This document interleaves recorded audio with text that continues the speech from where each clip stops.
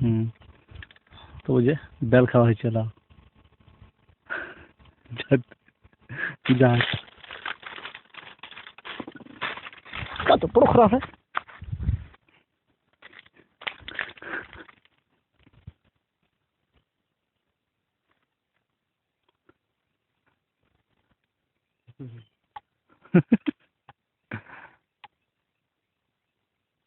ইনকামের ধান্দা।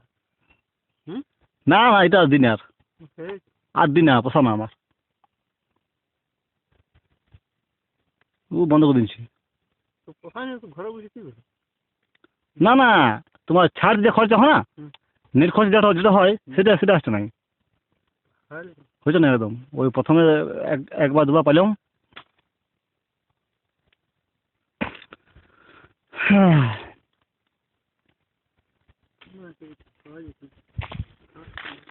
এটা তো তুলি ব্রিজটা, ব্রিজ।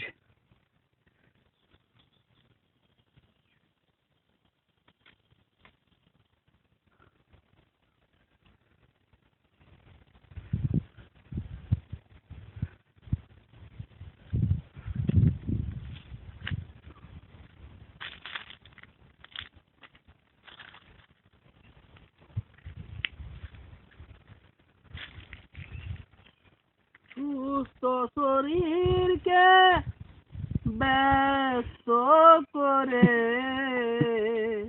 আহা